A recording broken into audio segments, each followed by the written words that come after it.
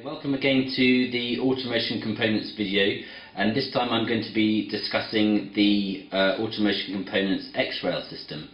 So the whole idea about the X-Rail system is that these rail systems are used for applications where there's not a high degree of accuracy required, but what is important about this rail system is that it is cost effective.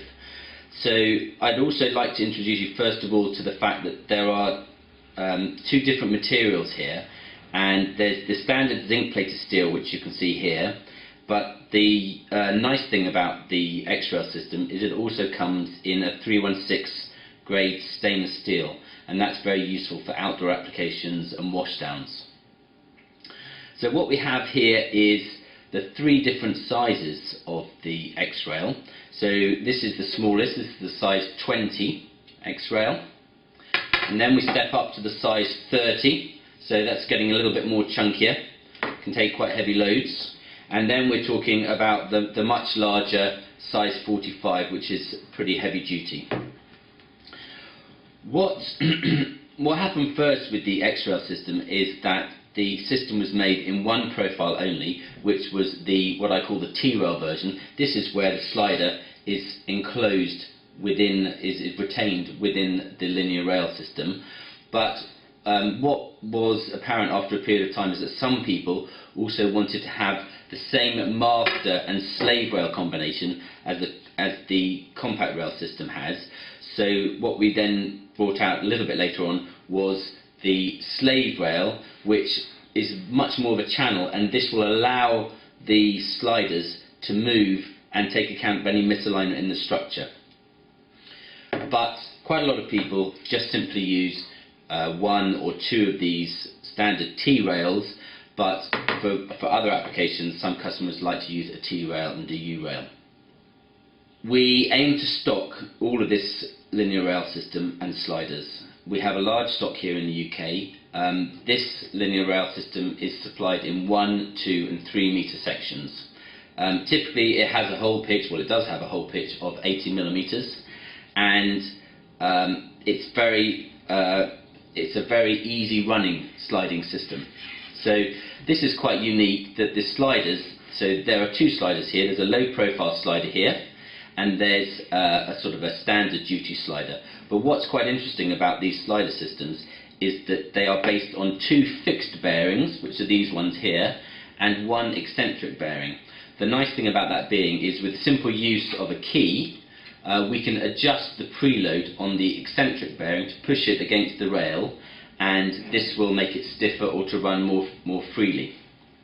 So for example, what we'll see here is that the central bearing here, if you probably can't see it, but the central bearing here has a dot, and that indicates that that is the eccentric bearing, and that can be moved against the slider. So typically, and you'll see on the front here, two small dots which indicate the fixed bearing. Now when you install the system, you want to ensure that the load is being driven against the two fixed bearings at the bottom. So that's a good indication there.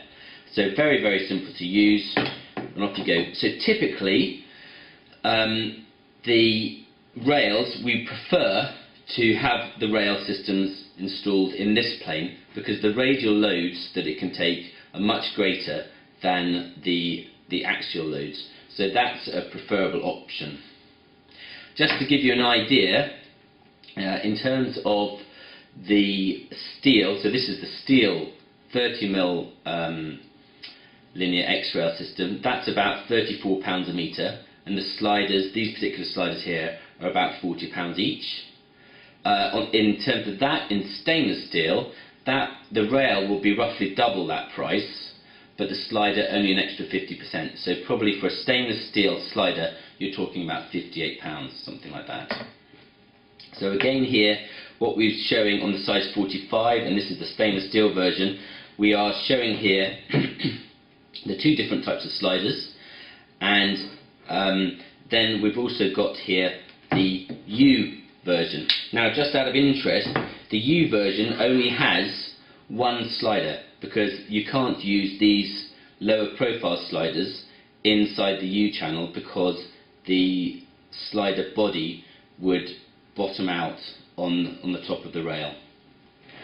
So just to show you as well, on the stainless steel bearings, what we've got here is we've got a rubber seal here, so that prevents any moisture going inside the bearings. So 316 stainless steel. The bearings are slightly harder stainless steel because they've got to be to run within the track, which is slightly less resistant to corrosion but still very corrosion resistant. So I'd just like to talk about the load capacities for the X-rail system. And when I'm talking about the load capacities, I'm talking about the load capacities on a radial plane, so it's this plane here. So on the size 20 series, the load capacity of that slider is 30 kilos. So typically you'll have 2 sliders and 2 rails, so a system such as this could take loads of about 120 kilos. For the size 30 slider, the load capacity of each of these sliders is about 80 kilos, so 4 times 80 it can carry loads of up to 300 kilos.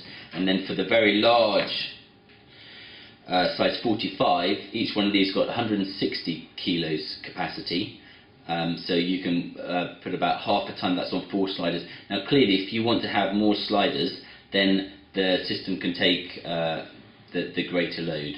The misalignment, so if you have a T-rail and a U-rail and you're running them over a long distance, the misalignment over about 3 meters is in the region of 3 or 4 millimeters over that distance using the T-rail and the U-rail.